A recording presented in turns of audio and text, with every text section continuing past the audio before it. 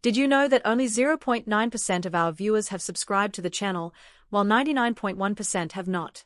If you enjoy staying updated on the latest news and political developments in Australia, please show your support by subscribing and hitting the notification bell. Let's dive into today's update. The unpredictable influence of the upcoming election is causing concern for both Prime Minister Anthony Albanese and opposition leader Peter Dutton. With just 6 days left before Australia Day next year, the political climate in the country is charged with uncertainty. In the global context, Donald Trump's return to the presidency of the United States for a second term will significantly reshape the international political landscape. Driven by his domestic policies and international strategies, Trump's victory presents a challenge for Australian politicians as they prepare for the upcoming federal election. Whether the Australian federal election will be held early in February or March, or if Albanese honours his commitment to serve a full term and holds it in May, the campaign will unfold amidst significant political shifts overseas. Trump's plans, which include mass deportations from the US using military resources, will create a tense and contentious atmosphere both in the US and abroad. This raises the question: how will Australian politicians respond to this growing international tension? Labor and the Greens may find themselves in a tougher position than the coalition, as both sides will need to navigate the complexities of Trump's international strategies, particularly regarding climate change and the global economy. Trump is expected to withdraw the US from the Paris Agreement, similar to his actions in 2016. This could alter the climate change discourse in Australia, where Labor has firmly defended its emissions targets and criticised Dutton's nuclear energy plans. Trump's involvement in Australia's affairs cannot be overlooked. His rhetorical support for Dutton may resonate with some voters, but it could also raise alarms for Australians who see Trump as too extreme. Despite his success in tapping into prevailing sentiments in mainstream America, the US electoral system's lack of compulsory voting and preference flows differs from Australia's, where these factors could limit Trump's influence. While Dutton must tread carefully to avoid mimicking Trump's strategies, his pro-drilling stance, which aligns with Trump's policies, may resonate in regions of Australia where mining is vital to the economy. The mining sector's importance in regions like Western Australia is crucial, and current internal party polls indicate that Labor is performing better than expected in this area. However, the Liberal Party's prospects of gaining more than 1 or 2 seats are uncertain. The Morrison government, for instance, lost 6 of the 11 seats it held in Western Australia before the 2022 election, marking the federal Liberal Party's worst performance in the region in 35 years.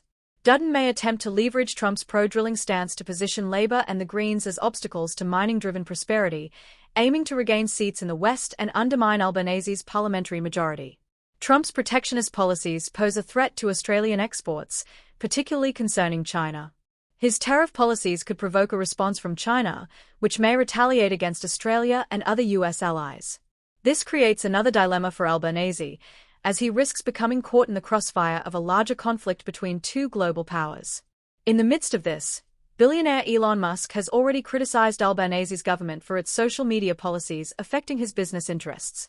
Musk is expected to play a formal role in Trump's administration, advocating for free speech on technology platforms while cutting government departments at home. There is a strong possibility that Musk will support a political candidate in Australia, and it's likely that he will not support Albanese. As the pre-election period unfolds, these international developments, including ongoing issues in Ukraine, the Middle East, Taiwan, and the South China Sea, will add to the political pressure on whichever candidate wins the Australian election. While these issues may have more long-term implications, they will still present challenges during the election season. The best way to describe the impact of Trump's victory on Australia's federal election campaign is through the word volatility. Although it's important not to overstate the influence of the US presidency on Australia's domestic politics, Trump's larger-than-life persona is undeniably a volatile factor that Australian political leaders must consider. This awareness could even influence Albanese's decision regarding the timing of the next election. Recent surveys reveal that both Dutton and Albanese are viewed unfavorably, which could lead to one of the most contentious political campaigns in recent history. Veterans of the political arena predict a fierce clash between the elites in Paris and everyday Australians, particularly regarding climate action and emissions reduction targets. Redbridge Political Research suggests that voters in Australia are dissatisfied with both major political leaders.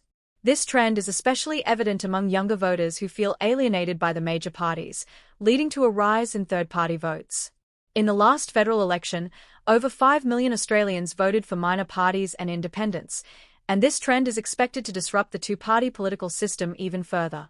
Recent polling data highlights widespread dissatisfaction with both Albanese and Dutton. When asked if the leaders inspire hope, only 29% of respondents felt that Albanese offered hope, while 51% disagreed. Dutton fared slightly worse, with only 27% believing he offered hope, and 46% stating the opposite. In terms of empathy, 32% of respondents felt that Albanese understood the needs of everyday Australians, while 47% disagreed. For Dutton, only 31% felt he showed empathy, with 46% disagreeing. On the question of leadership strength, 33% of voters viewed Albanese as a strong leader, compared to just 29% for Dutton. As the election approaches, these findings highlight the deep dissatisfaction among voters, raising the stakes for both political leaders. Thank you for watching Aussie Pulse. We hope you found this analysis insightful. Please don't forget to subscribe and hit the notification bell for more updates on the Australian political landscape. Stay tuned for more.